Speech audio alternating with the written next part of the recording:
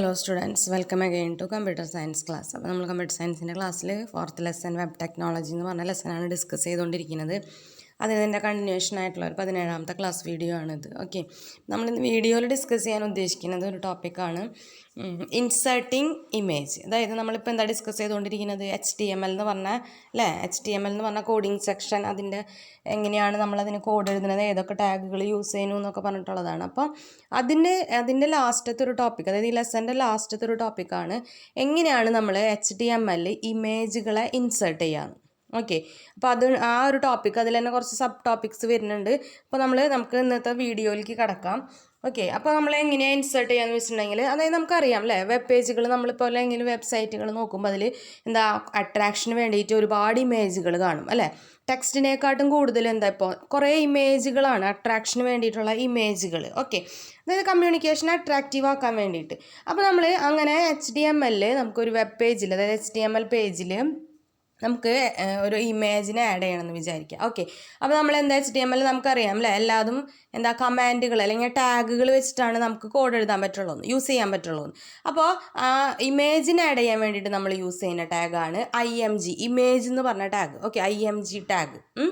അപ്പോൾ നമുക്കറിയാം ടാഗുകൾ 2 ടൈപ്പ് ഉണ്ടെന്ന് മെയിനായിട്ട് നമ്മൾ പറഞ്ഞു. കണ്ടെയ്നർ ടാഗ് ഉണ്ട്, empty ടാഗ് ഉണ്ട് ഈ ഇമേജ് ടാഗ് എന്ന് വെച്ചിട്ടുണ്ടെങ്കിൽ it is an empty tag. അപ്പോൾ നമുക്ക് യൂസ് ചെയ്തിട്ടുണ്ടെങ്കിൽ അതിനെ നമുക്ക് എൻഡ് ചെയ്ത് കാണിക്കേണ്ട ആവശ്യമില്ല. ഓക്കെ, അപ്പോൾ ഇമേജിനെ നമ്മൾ എങ്ങനെയാണെന്ന് വെച്ചിട്ടുണ്ടെങ്കിൽ, ഇനി നമ്മൾ പറഞ്ഞു ഒരു ടാഗ് പറയുമ്പോൾ എന്തായാലും ആട്രിബ്യൂട്ട്സും വാല്യൂസും ഒക്കെ ഉണ്ടായിരിക്കും അപ്പോൾ ഇതിന് മെയിനായിട്ട് കുറച്ച് ആട്രിബ്യൂട്ട്സ് ഉണ്ട്. അതിൽ ഏറ്റവും മെയിനായിട്ടുള്ള ആട്രിബ്യൂട്ട്സ് എന്ന് വെച്ചിട്ടുണ്ടെങ്കിൽ SRC, അതായത് സോഴ്സ് എന്ന് പറഞ്ഞ ആട്രിബ്യൂട്ട്. SRC സോഴ്സ്, അതായത് നമ്മൾ ഇമേജിനെ വെബ് പേജിൽ ഇൻസേർട്ട് ചെയ്യാൻ പോവാണ് അപ്പോൾ നമുക്ക് ആ ഇമേജിൻ്റെ സോഴ്സ് കാണിക്കണം. അതായത് ഇമേജിൻ്റെ പാത്ത് അല്ലെങ്കിൽ നമ്മൾ ഓൾറെഡി എവിടെയോ സേവ് ചെയ്ത് വെച്ചിരിക്കുന്ന ഒരു ഇമേജ്, അതിനെ നമ്മുടെ വെബ് പേജിലേക്ക് വരുന്നത് അപ്പോൾ നമുക്ക് അതിൻ്റെ സോഴ്സ് അല്ലെങ്കിൽ ആ പാത്ത് കാണിക്കണം. ഓക്കെ, അപ്പോൾ അതിന് വേണ്ടി യൂസ് ചെയ്യുന്ന ആട്രിബ്യൂട്ടാണ് SRC എന്ന് പറഞ്ഞത്.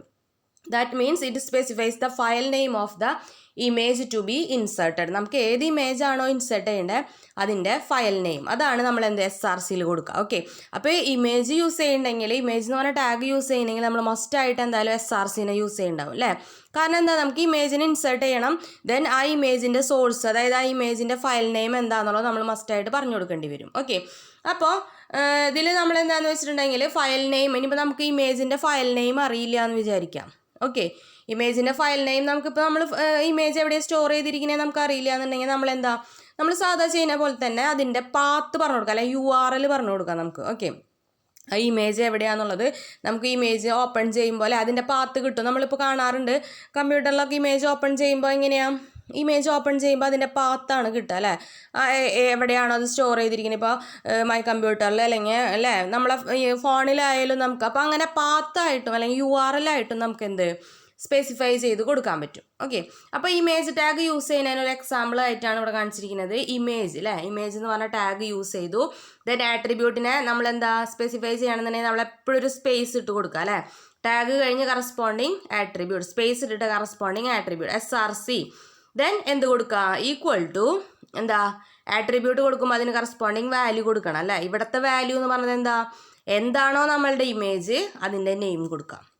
ഓക്കെ, ഇപ്പം ഞാൻ ഇതിൽ എക്സാമ്പിളായിട്ട് കൊടുത്തിരിക്കുന്നത് image.jpg എന്ന് പറഞ്ഞ ഫയൽ ഫോർമാറ്റ് ഉള്ള ഒരു ഇമേജാണ് ഇമേജിന് എന്ത് ഫയൽ ഫോർമാറ്റ് വേണമെങ്കിലും വരാം, JPEG JPG PNG അങ്ങനെ ഒരുപാട് ഫയൽ ഫോർമാറ്റുള്ള ഫയൽസ്, അതായത് ഇമേജുകൾ ഉണ്ടായിരിക്കും. അതിനൊക്കെ നമുക്ക് ഈ സോഴ്സ് എന്ന് പറഞ്ഞ ആട്രിബ്യൂട്ട് വെച്ചിട്ട് എന്ത് ചെയ്യാൻ പറ്റും, ആഡ് ചെയ്ത് കാണിക്കാൻ പറ്റും നമുക്ക്. അതായത് നമ്മൾക്ക് ഇൻസേർട്ട് ചെയ്യാൻ പറ്റും നമ്മുടെ വെബ് പേജിലേക്ക്. ഓക്കെ, അപ്പോൾ ഇത് നമ്മൾ പറഞ്ഞത് empty ടാഗ് ആണ്, അതുകൊണ്ട് തന്നെ ഇതിനെ എൻഡിങ് കാണിക്കേണ്ട ആവശ്യമില്ല. ഓക്കെ, അപ്പോൾ ഇങ്ങനെയാണ് നമ്മൾ ബേസിക്കലി നമ്മളൊരു IMG എന്ന് പറഞ്ഞ ടാഗ് യൂസ് ചെയ്തിട്ട് ഇമേജിനെ ഇൻസേർട്ട് ചെയ്ത് കാണിക്കുന്നത്. ഓക്കെ, ഇനി നമ്മൾ നെക്സ്റ്റ് ഡിസ്കസ് ചെയ്യാൻ പോകുന്നത് എന്താ വെച്ചിട്ടുണ്ടെങ്കിൽ ആട്രിബ്യൂട്ട്സ് ഓഫ് IMG ടാഗ്. നമ്മൾ പറഞ്ഞു ഒരു ടാഗ് ഉണ്ടെങ്കിൽ അതിന് എന്തായാലും ആട്രിബ്യൂട്ട്സ് ഉണ്ടായിരിക്കും എന്ന് പറഞ്ഞു അപ്പോൾ മെയിൻ ആയിട്ടുള്ള ആട്രിബ്യൂട്ട് എന്തായിരുന്നു, SRC എന്ന് പറഞ്ഞതായിരുന്നു എന്ന് പറഞ്ഞ് നമ്മൾ കണ്ടു.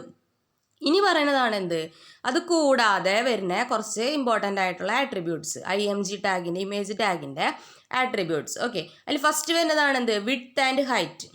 നമുക്ക് പേരിൽ നിന്ന് തന്നെ അറിയാം, ഇമേജിൻ്റെ വിഡ്ത്തും ഹൈറ്റും സ്പെസിഫൈ, അതായത് ഇമേജിൻ്റെ സൈസ് നമ്മൾക്ക് ഇത്ര ഇതുള്ള ഇമേജ്, വിഡ്ത്തും ഹൈറ്റുള്ള ഇമേജ്, അതായത് set the size of the image in the web page, അല്ലെങ്കിൽ സെറ്റ് ദ സ്പേസ് ആ വെബ് പേജിൻ്റെ എന്താ വെബ് പേജിൽ ഇമേജിൻ്റെ സ്പേസ് അല്ലെങ്കിൽ സൈസ് സ്പെസിഫൈ ചെയ്യാൻ വേണ്ടിയിട്ടാണ് നമ്മൾ വിഡ്ത്തും ഹൈറ്റും കൊടുക്കുന്നത്. ഓക്കെ, അപ്പോൾ നമുക്കറിയാം വിഡ്ത്തും ഹൈറ്റും നമുക്ക് പിക്സൽസിൽ കൊടുക്കാം. ഇത്ര പിക്സൽ കൊടുക്കാം, അല്ലാന്നുണ്ടെങ്കിൽ നമ്മളുടെ വെബ് പേജ് അല്ലെങ്കിൽ ബ്രൗസറിൻ്റെ ഇത്ര പെർസെൻറ്റേജിലുള്ള ഇമേജ് ആയിട്ടും കൊടുക്കാം. അപ്പോൾ നമുക്ക് പിക്സൽസിലും കൊടുക്കാം, or in percentage of its actual size പെർസെൻറ്റേജിലും കൊടുക്കാൻ പറ്റും. ഓക്കെ, ഇനിയിപ്പോൾ നമ്മൾ ഈ ആട്രിബ്യൂട്ട്സ് സ്പെസിഫൈ ചെയ്തില്ല, അതായത് ഇമേജിന് ഇൻസേർട്ട് ചെയ്തുള്ളൂ ഈ വിഡ്ത്തും ഹൈറ്റും സ്പെസിഫൈ ചെയ്ത് കൊടുത്തില്ല എന്നുണ്ടെങ്കിൽ അതെന്താ ഇമേജിൻ്റെ ആക്ച്വൽ സൈസിൽ തന്നെ അത് ഓപ്പൺ ആയിട്ട് വന്നോളും, അതായത് ഇൻസേർട്ട് ആയിക്കോളും വെബ് പേജിൽ. ഓക്കെ, അപ്പോൾ നമുക്ക് കൊടുത്തില്ലെങ്കിൽ അതിൻ്റെ ആക്ച്വൽ സൈസിൽ ഓപ്പൺ ആവും, അല്ലാന്നുണ്ടെങ്കിൽ നമ്മൾ സ്പെസിഫൈ ചെയ്യുന്ന ഒരു സൈസ് കൊടുക്കാൻ വേണ്ടിയിട്ടാണ് നമ്മൾ അതിൻ്റെ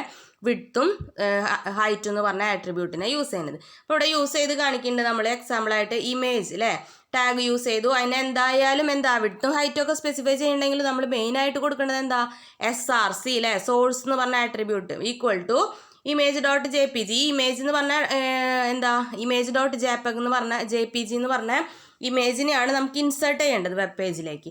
ദെൻ അതിന് ശേഷം നമ്മൾ എന്ത് ചെയ്യുന്നു, അതിൻ്റെ ഹൈറ്റും വിഡ്ത്തും പറഞ്ഞു കൊടുക്കുകയാണ്.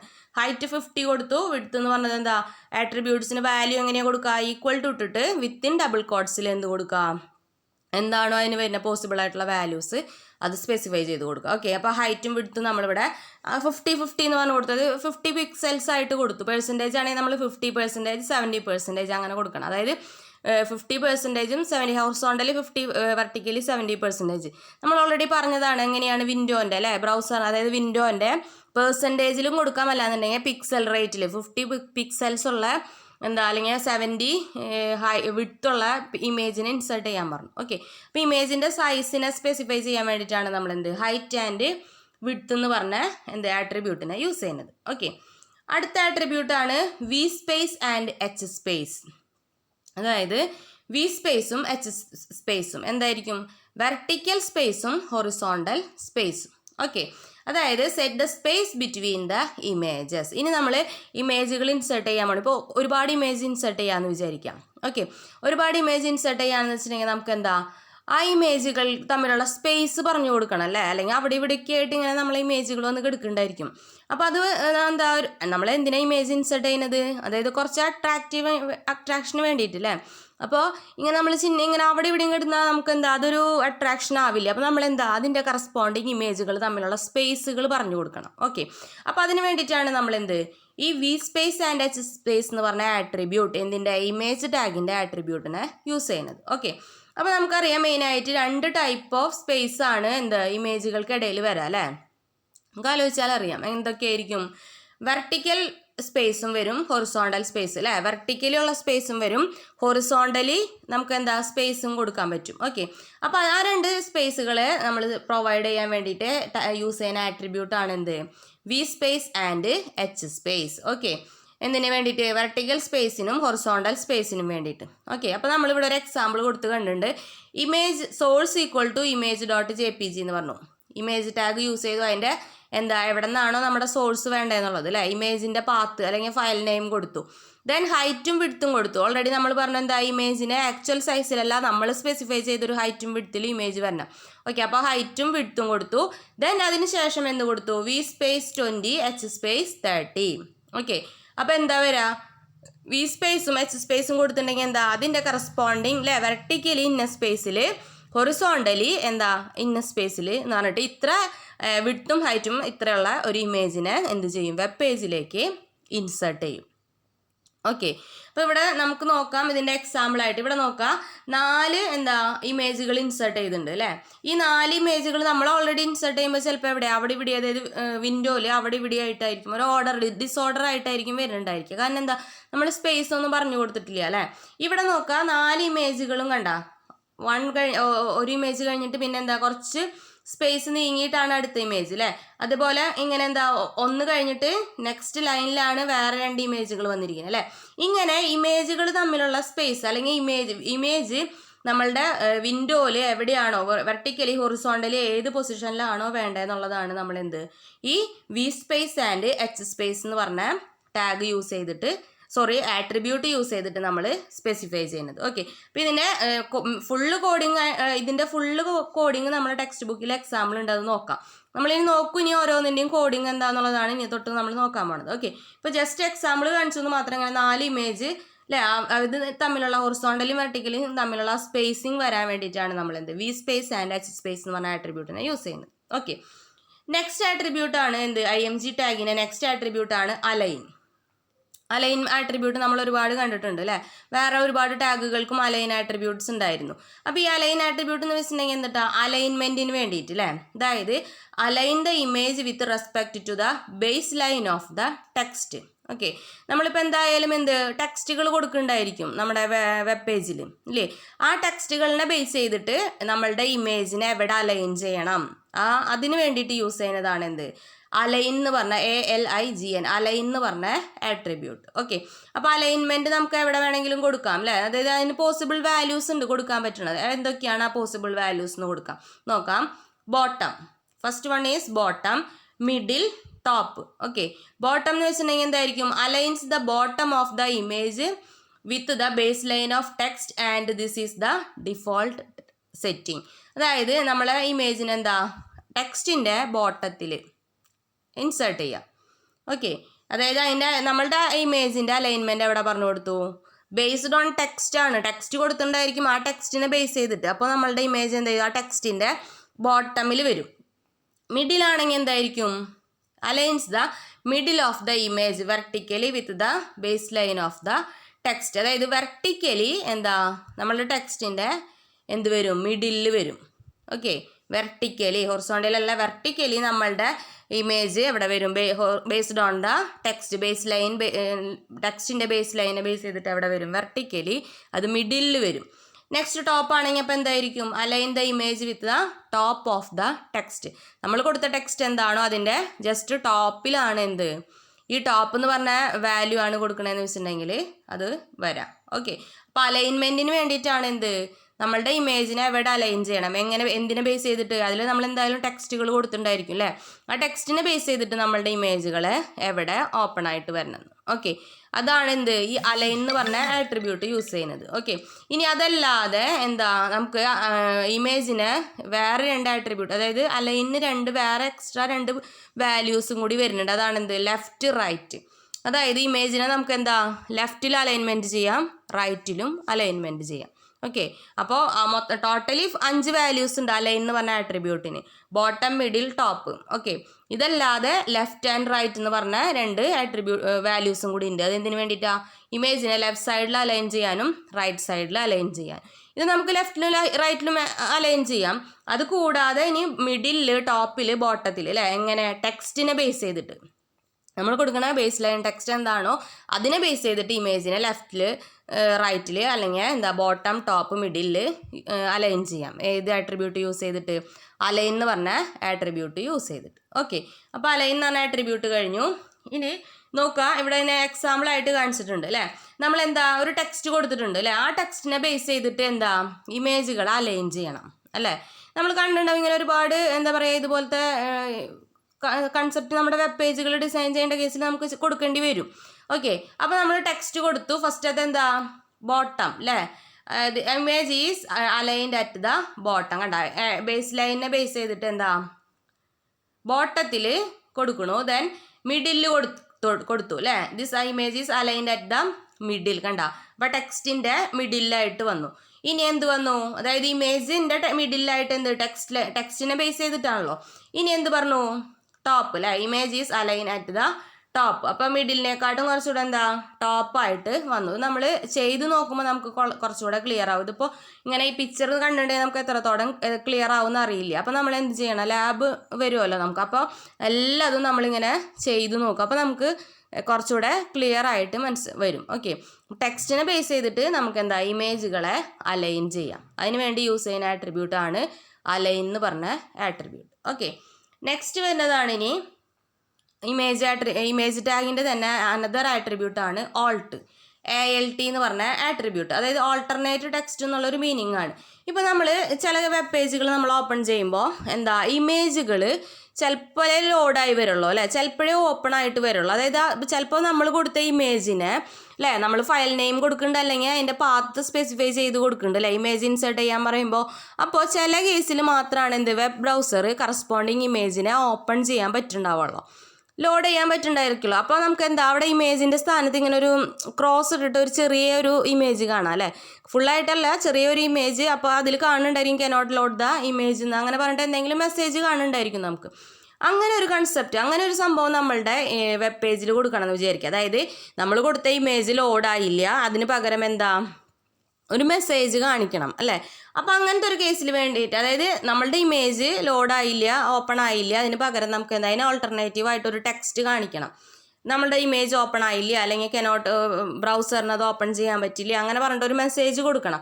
അതിന് വേണ്ടി യൂസ് ചെയ്യുന്ന ടാഗാണ് എന്ത് ALT, ഓൾട്ട് എന്ന് പറഞ്ഞ tag. Okay, specify the alternative text for an image. ഇമേജിന് പകരം എന്താ ഓൾട്ടർനേറ്റീവ് ആയിട്ട് ഒരു ടെക്സ്റ്റ് കൊടുക്കണം. എങ്ങനെ?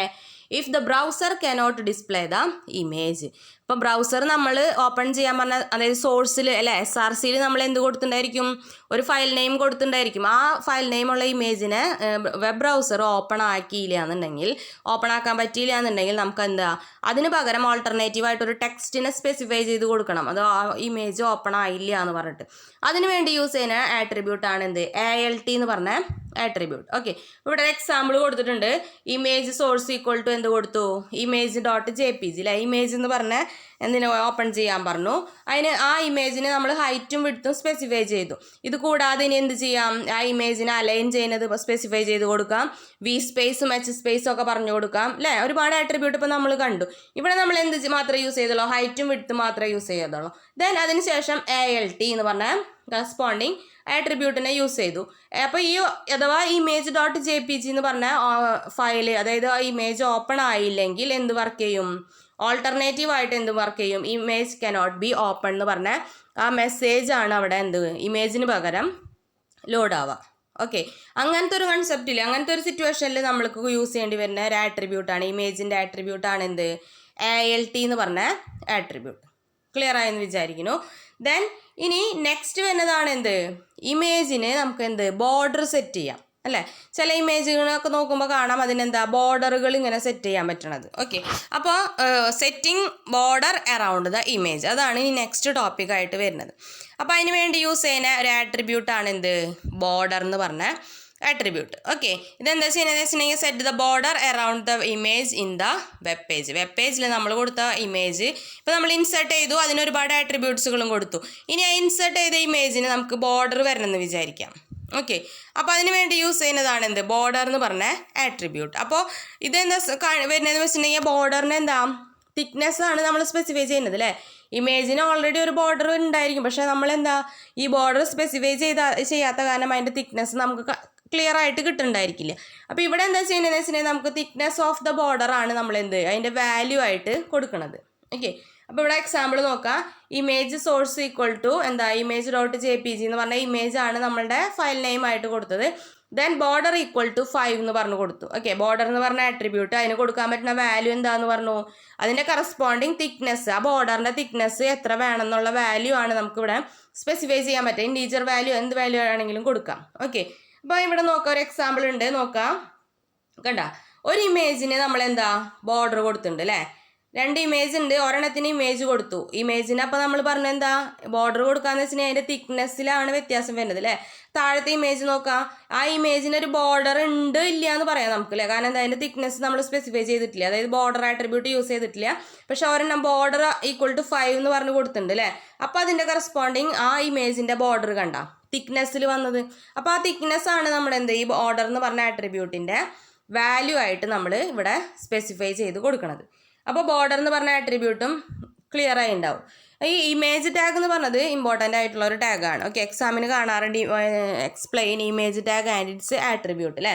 ഒരുപാട് ആട്രിബ്യൂട്ട് കണ്ടു. മെയിൻ ആയിട്ടുള്ളതാണ് എന്ത് SRC സോഴ്സ്. ദെൻ അതിന് ശേഷം നമ്മൾ ഹൈറ്റ് ആൻഡ് വിഡ്ത്ത് കണ്ടു, V space and H space കണ്ടു ഇല്ലേ.